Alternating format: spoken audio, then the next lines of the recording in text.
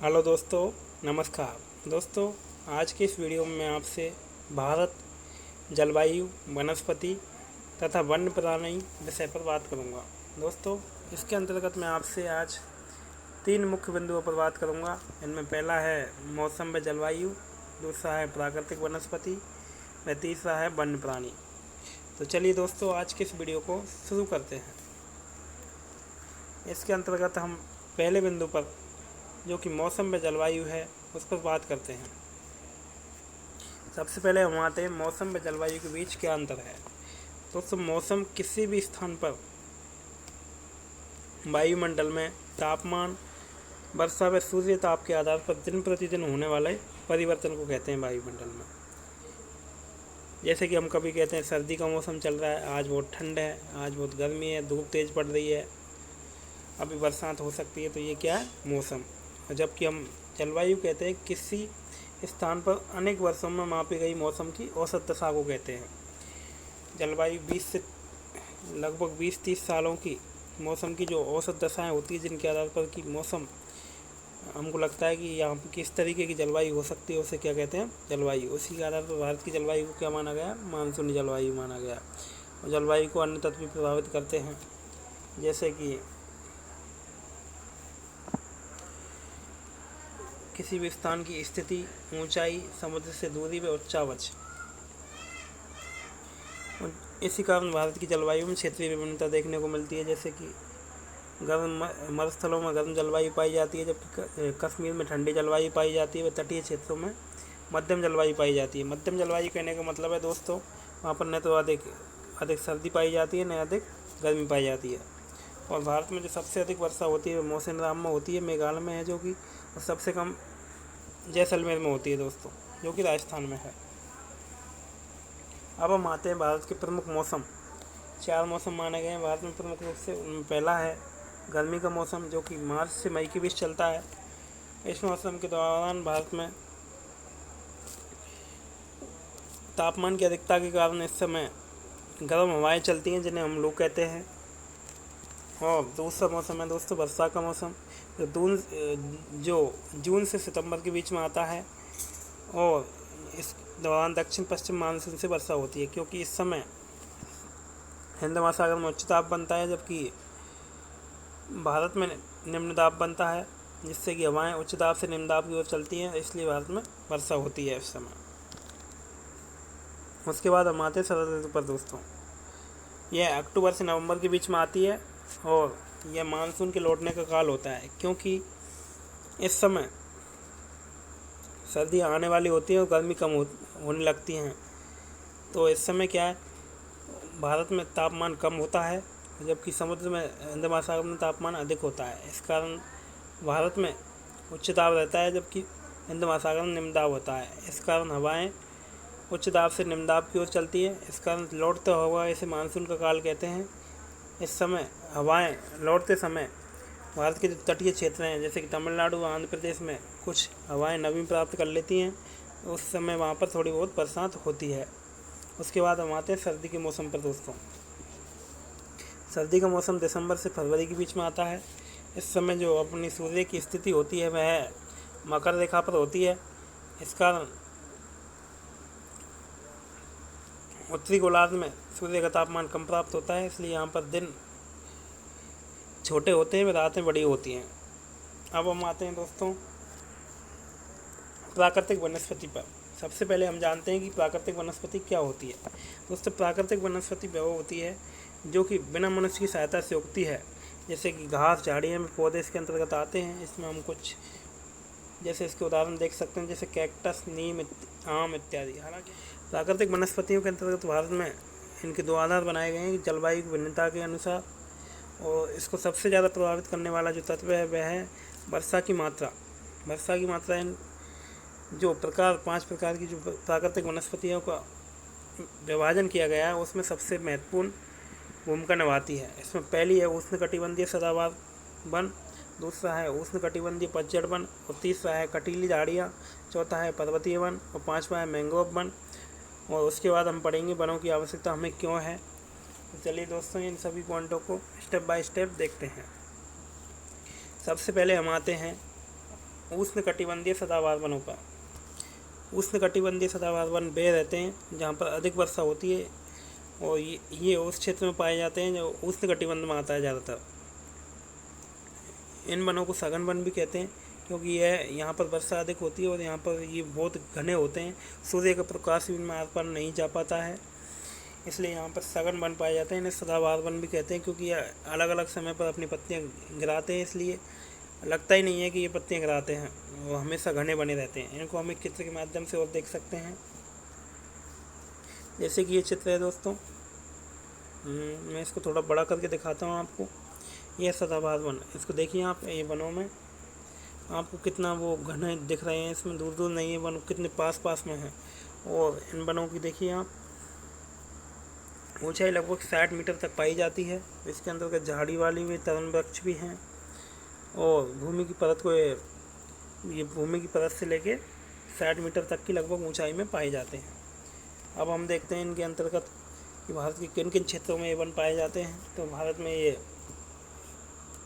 अंडमान निकोबार द्वीप समूह में पाए जाते हैं, और उत्तर पूर्वी राज्यों के कुछ भागों में पाए जाते हैं इस तरीके के वन, और पश्चिमी घाट की सक्रिय पट्टी में भी इस तरीके के भारत में वन पाए जाते हैं।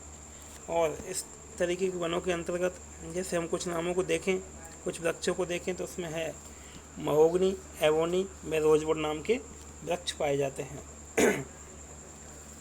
अब हम आते हैं दूसरे वनों पर, जो कि हैं उष्णकटिबंधीय पतझड़ वन।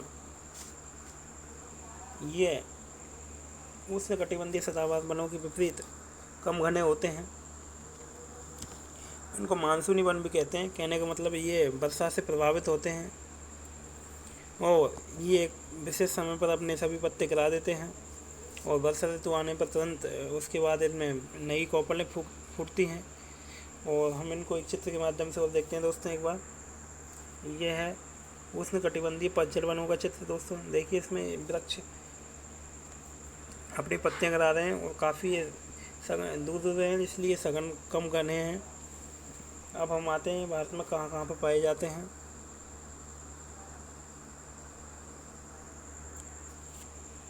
ये भारत में दोस्तों मध्य प्रदेश, उत्तर प्रदेश, बिहार, झारखंड, छत्तीसगढ़, उड़ीसा व महाराष्ट्र में पाए जाते हैं, और इसके अंतर्गत साल, सागौन, पीपल, नीम व शीशम के वृक्ष आते हैं। अब हम आते हैं दोस्तों कटीले वनों पर।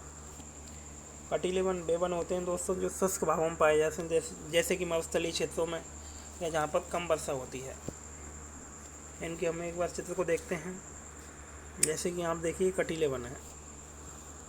कटीले वनों में क्या है, इनमें कांटे पाए जाते हैं, इनमें पत्तियाँ बहुत कम पाई जाती हैं, ताकि पानी का नुकसान कम से कम हो, क्योंकि वहाँ पर वर्षा बहुत कम होती है और भूमि का जल भी बहुत कम पाया जाता है।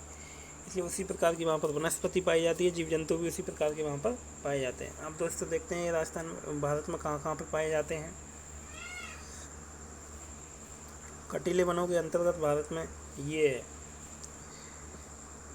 राजस्थान, पंजाब, हरियाणा, गुजरात व पश्चिमी घाट के पूर्वी ढालों पर पाए जाते हैं। पूर्वी ढालों पर पाए जाने का मतलब है जब दक्षिण पश्चिमी मानसून आता है, यानी कि जब वर्षा होती है, तो पश्चिमी घाट के सहारे वह टकराती है वर्षा, तो उस टकराने से बरसात होती है। और जैसे जैसे वो वर्षा ऊपर पर्वतों पर चढ़ती है, पश्चिमी घाट के सहारे चढ़ती है और उसके पूर्वी ढालों पर उतरती है, तो उसकी नमी कम हो जाती है, इसलिए वहाँ पर बहुत कम वर्षा होती है। इसलिए उसे वृष्टि छाया क्षेत्र भी कह सकते हैं अपन। इसलिए वहाँ पर इस तरीके के वृक्ष पाए जाते हैं। इस तरीके के वृक्षों के अंतर्गत हम देखते हैं कैक्टस, खैर, बबूल, कीकर इत्यादि प्रकार के वृक्ष पाए जाते हैं। अब हम आते हैं वनों के चौथे प्रकार पर, जिन्हें हम कहते हैं पर्वतीय वन। ये दोस्तों पर्वतों में ऊंचाई के अनुसार विभिन्न प्रकार की वनस्पतियाँ पाई जाती हैं। जैसे जैसे हम ऊंचाई पर जाते हैं और 1500 से 2500 मीटर की ऊंचाई पर पेड़ों का आकार शंखवाकार होने लगता है, यानी इस तरीके के वृक्ष पाए जाते हैं। और इस तरीके के वृक्ष इसलिए पाए जाते हैं वहाँ पर, क्योंकि वहाँ पर ऊंचाई पर हम जैसे जैसे जाते हैं पर्वतों पर, तो वहाँ पर बर्फ़ पाई जाती है। क्योंकि अन्य वृक्षों की तरह वृक्ष पाए जाएंगे तो बर्फ़ वहाँ उस पर रुकेगी, तो जिससे कि बर्फ़ रुकने पर वृक्ष नष्ट भी हो सकता है। ऐसी आकृति पाने पर क्या है, वहाँ पर बर्फ़ नहीं रुकती है उन पर, इसलिए इस तरीके के वृक्ष वहाँ पर पाए जाते हैं। एक बार हम इसके चित्र को देखते हैं। ये देखिए दोस्तों, ये है पर्वतीय वन। इसमें देखिए आपको वृक्षों की आकृति है शंक्वाकार पाई जा रही है, और ये आप देख रहे हैं पर्वतों पर बर्फ के रूप में पाई जा रही है, और वनस्पति में आप देख सकते हैं इस तरीके की पाई जाती है। और यहाँ पर जो जीव जंतु भी पाए जाते हैं वो उसी प्रकार से पाए जाते हैं, और यहाँ के लोगों का रहन सहन भी है उसी प्रकार से होता है। इसके अंतर्गत अब हम देखते हैं कौन कौन से वृक्ष आते हैं। इसके अंतर्गत दोस्तों क्षेत्रों के अंतर्गत अगर हम देखें तो ये अधिकांश रूप से पहाड़ी क्षेत्रों में, जैसे हिमालय पर्वत के क्षेत्रों में, पश्चिमी घाट के क्षेत्र में भी, जहाँ पर भी पहाड़ियाँ पाई जाती है वहाँ पर इस तरीके की वनस्पति देखने को मिलती है। इसके अंतर्गत दोस्तों आते हैं चीड़, पाइन में देवदार के वृक्ष इसके अंतर्गत आते हैं। अब हम आते हैं वनों के 5वें प्रकार पर, जो कि है मैंग्रोव वन। दोस्तों खारे पानी में भी पाए जाते हैं, क्योंकि ये खारे पानी कहने का मतलब है समुद्र नदियों के मुहाने पर पाए जाते हैं, जहाँ पर नदियाँ समुद्र में गिरती है, डेल्टाई क्षेत्रों में पाए जाते हैं ये। और ये दोस्तों समुद्र से उठने वाले जो चक्रवात होते हैं या सुनामी होती है, उनसे तटीय क्षेत्रों में रहने वाले लोगों की काफ़ी मदद करते हैं, क्योंकि उसके प्रभाव को ये काफ़ी कम कर देते हैं, क्योंकि इनकी जड़ें काफ़ी मजबूत होती हैं। और इसके अंतर्गत हम देखते हैं कि पश्चिम बंगाल के सुंदरवन में सुंदरी वृक्ष पाए जाते हैं, और अंडमान निकोबार द्वीप समूह में भी इस तरीके के वन पाए जाते हैं। अब हम आते हैं वनों के अंतर्गत इसकी अंतिम बिंदु पर कि हमें वनों की आवश्यकता क्यों है। तो इसके अंतर्गत देखते हैं कि वनों का जो सबसे महत्वपूर्ण काम है वह हमें ऑक्सीजन प्रदान करते हैं, जिससे कि हम सांस लेते हैं और हम जीवित रहते हैं। दूसरा जो वनों का सबसे महत्वपूर्ण काम है वह मिट्टी के गठन को बनाए रखना, यानी कि मिट्टी को ये जोड़े रखते हैं जिससे कि मृदा का अपरदन नहीं होता है। और इसके अलावा वनों से हमें ईंधन, लकड़ी, चारा, जड़ी बूटी, शहद, लाख, गोंद आदि मिलते हैं। इसलिए हमको वनों का संरक्षण करना चाहिए, वनों की कटाई को रोकना चाहिए और अधिक से अधिक वृक्षारोपण करना चाहिए, ताकि हम अपनी पृथ्वी की रक्षा कर सकें और स्वयं के जीवन को भी बचाए रख सकें, और अपनी आने वाली पीढ़ियों के लिए भी इसके लाभों को बना के रख सकें। तो चलिए दोस्तों, अब हम आते हैं वन्य प्राणियों पर। दोस्तों वन्य प्राणी वनों में पाए जाने वाले विभिन्न प्रकार की जीवों की जातियाँ होती हैं, प्रजातियाँ होती हैं, उन्हें हम क्या कहते हैं? वन्य प्राणी। इसके अंतर्गत हम देखते हैं कि वनों में विभिन्न प्रकार के वन्य जीवों का निवास स्थान होता है, जिसके अंतर्गत विभिन्न प्रकार के जंतु, सरीसृप यानी रेंगने वाले, उभयचर दोनों काम करने वाले, पक्षी, स्तनधारी, कीट व कृमि आदि पाए जाते हैं।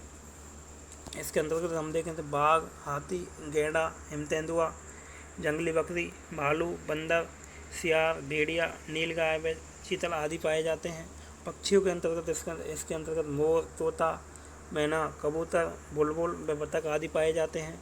और भारत में सांपों की भी कई प्रजातियां पाई जाती हैं। इसके अंतर्गत मुख्य रूप से कोबरा व करैत नामक सांपों की प्रजातियां पाई जाती हैं। इसके अंतर्गत सरकार के द्वारा भी इनके संरक्षण के लिए कई प्रयास किए गए हैं, जैसे पक्षियों के लिए पक्षी उद्यान बनाए गए हैं, पशुओं के लिए पशु विहार व जीव मंडल आरक्षित क्षेत्र भी इनके लिए बनाए गए हैं, और बाघों के लिए बाघ परियोजना व हाथियों के लिए हस्ती परियोजना सरकार के द्वारा शुरू की गई हैं। इसके अलावा भारत में प्रवासी पक्षी भी आते हैं, जिनके अंतर्गत आते हैं पिंटेल बतख, कर्लियू, फ्लेमिंगो, ऑस्टल, ऑस्प्रे, लिटिल स्टंट। ये प्रत्येक वर्ष सर्दी के मौसम में भारत में आते हैं। अब हम इनके लिए क्या कर सकते हैं अपनी तरफ से? उसके अंतर्गत हम अपनी तरफ से इनके लिए ये कर सकते हैं कि पशुओं के शरीर से बनने वाले उत्पादों को हम खरीदने से मना कर सकते हैं, ताकि इनका कम से कम शिकार हो और इनके जीवन की रक्षा हो सके। और इसके अलावा सरकार भी कई प्रयास करती है, जैसे कि वन्यजीव सप्ताह मनाया जाना, जिससे कि हमको वन्य जीवों के निवास स्थलों के बारे में जानकारी मिलती है, और इनका हम संरक्षण किस तरीके से करें उससे भी हमको जागरूकता मिलती है। तो चलिए, तो दोस्तों आज की इस वीडियो में बस इतना ही।